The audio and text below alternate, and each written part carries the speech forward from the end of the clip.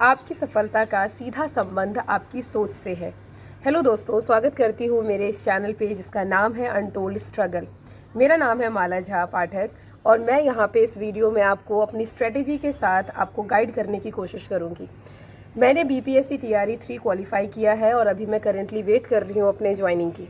मेरा document verification हो गया है।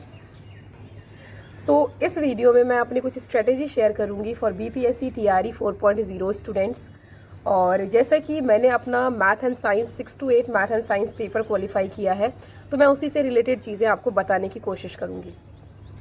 देखिए, ये जो पेपर का पैटर्न है वो कुछ इस तरीके से होता है कि आपको टोटल जो है वो 40 मार्क्स का होता है आपका सब्जेक्ट में आता है हिंदी और इंग्लिश दोनों, मतलब दोनों मिला के 40 क्वेश्चंस होंगे। हिंदी के 30 क्वेश्चंस होते हैं और इंग्लिश के जो है वो 10 क्वेश्चन होते हैं। तो ये टोटल रहा 40 मार्क्स। और ये 40 मार्क्स जो है ये होता है आपका क्वालिफाइंग पेपर। क्वालिफाइंग पेपर का ये मतलब है कि आपको इस पेपर को क्वालिफाई करने के लिए you have to score 9 marks out of 40। आपको 40 नंबर में से 9 नंबर जो वो स्कोर करना होता है। 9 नंबर स्कोर करना इतना टफ नहीं होता है, क्योंकि हिंदी और इंग्लिश मिला के ही कुछ पैसेजेस पूछे जाते हैं और कुछ पैराग्राफ्स होते हैं और साथ में जो है व्याकरण का भी होता है। तो थोड़ा बहुत तो आपको पढ़ना है उससे रिलेटेड भी। और मैं सजेस्ट करूँगी इसके लिए हिंदी के लिए मैंने फॉलो किया था स्टडी 91 का channel, Hindi by Nitin sir. और इसमें मैंने पूरा का पूरा जो मैराथन है वो कंप्लीट दिया हुआ है और उस मैराथन ने मुझे बहुत हेल्प किया था बहुत अच्छा नंबर स्कोर करने में हिंदी में। तो बेसिकली उसमें सारा का सारा हिंदी व्याकरण की चीज़ें जो है वो बताते हैं और सर मैराथन में ही। और वो क्योंकि बहुत ही स्पीडली होता है, बहुत ही फटाफट होता है और आपको समझ में भी आ जाता है, तो वो एक बेस्ट चीज़ रहा हिंदी के प्रिपरेशन के लिए।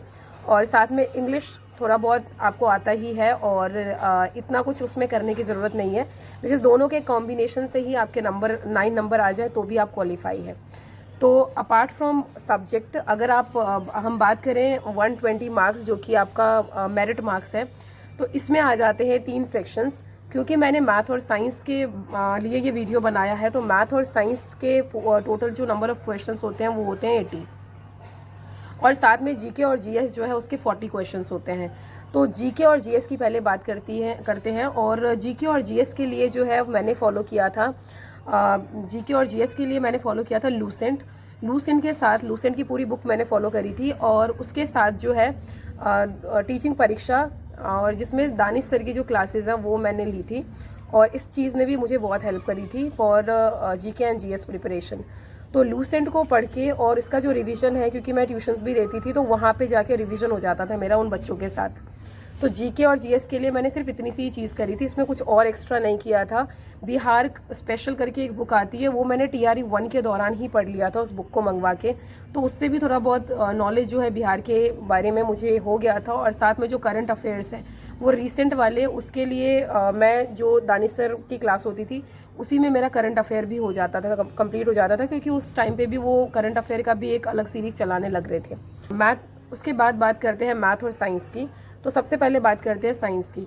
साइंस के लिए मैंने एनसीईआरटी को बहुत ही अच्छे से पढ़ा था, बहुत ही अच्छे से। और प्लस एससीईआरटी जो है बिहार गवर्नमेंट का, उसकी भी वीडियोस देखी थी और उसकी भी पीडीएफ मैंने बहुत अच्छे से पढ़ लिया था।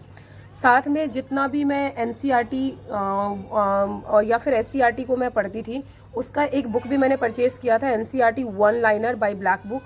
तो उसको भी मैं बार बार रिवाइज़ करती थी, अराउंड 4 to 5 टाइम्स मैंने रिवाइज़ कर लिया था 1 लाइनर एनसीईआरटी को। तो उससे भी काफ़ी हेल्प मिल जाती थी। अब उसके साथ साथ साइंस में एक लाइव डिस्कशन भी होता था आशीष सर का प्लेटफॉर्म टीचर पे 7 से 8 बजे के अराउंड, और वो भी मैं लगातार लेती थी जब तक मेरा एग्ज़ाम नहीं हो गया। मैंने उसको भी कंटिन्यू रखा और वो चीज़ लेने से भी, वो क्लासेस लेने से भी काफ़ी जो क्वेरीज़ है, वो काफ़ी जो डाउट्स है वो क्लियर हो जाता था। उसके बाद साइंस में और कुछ मैंने नहीं किया। अब मैं बात करती हूँ मैथ्स की।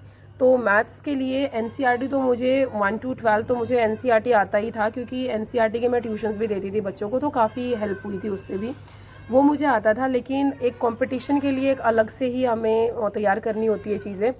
तो उसके लिए मैंने क्या किया था कि प्लेटफॉर्म टीचर पे ही अमरजीत सर जो है वो पढ़ाते थे मैथ्स। तो उनकी क्लासेस जो है, उनका जो लाइव डिस्कशन है, अगेन वो मॉक वाला जो लाइव डिस्कशन है वो मैं लेती थी। और वो उनका चलता था, 4-5 घंटे की क्लासेस चलती थी लगातार हर रोज़ रात में।